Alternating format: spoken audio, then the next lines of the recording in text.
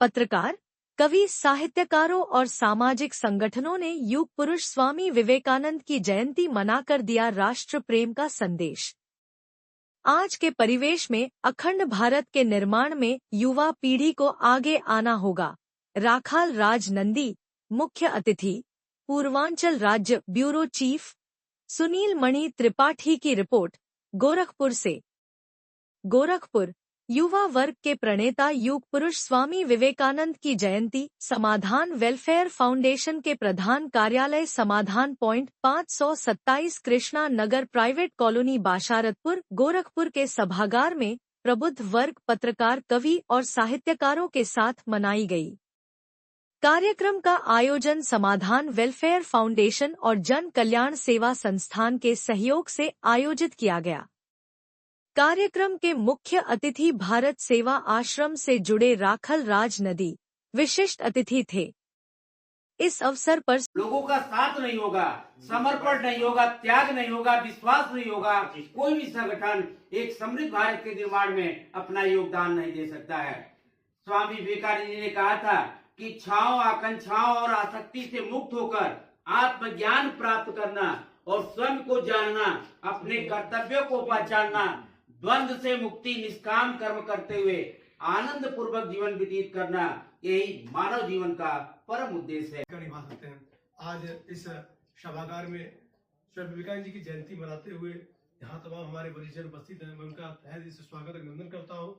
और आज विशेष मैं कहना चाहूंगा कि आज से ही एक हफ्ते पश्चात 19 जनवरी काम है कि नहीं, मेरी थकन के मुकद्दर में शाम है कि नहीं, और निकल पड़े हो जो लेके बच्चों को मेले में, ये अपने आप से एक इंतकाम है कि नहीं। और जो सीता की खातिर गया था समुद्र पे, जो सीता की खातिर गया था समुद्र पे, मेरे वजूद के अंदर वो राम है कि नहीं, मेरे वजूद के अंदर वो राम है कि नहीं। और एक शेर और सुनिए कि हम लोग तो भाई शहरों में रहते हैं, आप लोग हम बहुत अच्छे भाई गौतम जी। रेत को भी यूं दरिया बनाएंगे हम, अपने आंगन की गुड़िया बनाएंगे हम। वो तो अपनों से मिल कर लूटे हमें, वो तो अपनों से मिल कर लूटे हमें, फिर से सोने की चिड़िया बना। हमारे बीच में युवा समाज सेवी कुलदीप पांडे जी भी उपस्थित हैं, जो विगत कई वर्षों से समाज में एक युवा संदेश भी देने का कार्य कर रहे हैं। सर, आपका बहुत बहुत धन्यवाद जो इस शुभ अवसर पर, और सुना है कि सर आपको पुत्र रत्न की भी प्राप्ति हुई है। सर, आपको ढेर सारी बधाई। धन्यवाद सर त्रिपाठी जी, आपका बहुत बहुत धन्यवाद कि आप हमेशा जो है एक नेक पथ पे काम कर रहे हैं। जी जी, शिक्षा के जगत में तो काम करते ही हैं। जी जी, पत्रकारिता के क्षेत्र में भी आपको ढेर सारी बधाइयां और शुभकामनाएं। तो सर, जो आज एक कार्यक्रम रखा गया है, एक इसके द्वारा क्या एक संदेश देना चाहते हैं सर? देखिए, सर्वप्रथम तो आज हमारे परम पूज्य जो हमारे युवाओं के प्रेरणा स्रोत है स्वामी विवेकानंद जी की आज जन्म जयंती है। आज इस उत्सव को हर्षोल्लास साथ मनाने के लिए आज हमारे यहाँ दो संस्थाएं हैं, युवा जन कल्याण समिति एवं समाधान वेलफेयर फाउंडेशन के दोनों संयोजन से आज ये कार्यक्रम आयोजन किया गया। शहर के तमाम ऐसे वरिष्ठ जन है, समाजसेवी हैं, जिनका मैं शुक्रगुजार हूँ कि आज इन लोगों ने व्यस्तम समय में से निकाल कर कुछ समय अभी पूर्व ही जो है प्लानिंग किया गया था। और अच्छा लगता है कि आज विवेकानंद जी की जो स्मृतियों को नमन करने का एक अवसर मिला यहाँ पे। और आज समाधान वेलफेयर सोसाइटी के फाउंडेशन के जो हमारे त्रिपाठी सर हैं, जो इसके प्रेसिडेंट हैं, उन्होंने एक अच्छा आयोजन किया जो कि एक काबिले तारीफ है।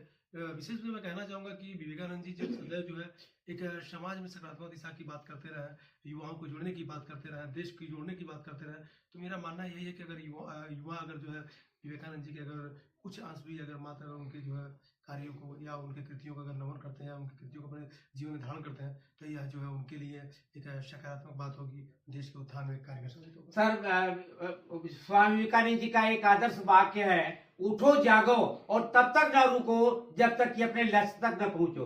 तो हमको लगता है कि आपने भी जीवन में आत्मसात कर लिया है सर, क्योंकि आपके अंदर जो जोश और प्रतिभा विगत 10 वर्षों से दिखाई दे रही है, उसमें कहीं कोई कमी नहीं है। युवाओं को क्या एक मार्गदर्शन देना चाहते हैं सर? देखिए, सबसे बड़ी बात है कि हमारा जो भारतवर्ष है युवाओं का देश है, और यहाँ तमाम ऐसे युवा है जो अपने विभिन्न कौशल से जो है देश का नाम रोशन कर रहे हैं, चाहे खेल जगत हो, चाहे शिक्षा का जगत हो, चाहे किसी प्रकार को, चाहे समाज सेवा हो, चाहे राजनीतिक क्षेत्र हो।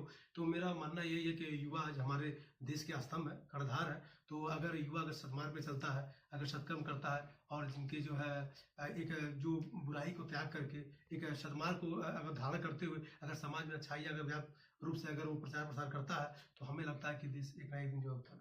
आइए हम दिल से आपका आप लोगों की बातों का अनुकरण करें और युवा शक्ति के द्वारा ही एक समृद्ध भारत की स्थापना हो सकती है।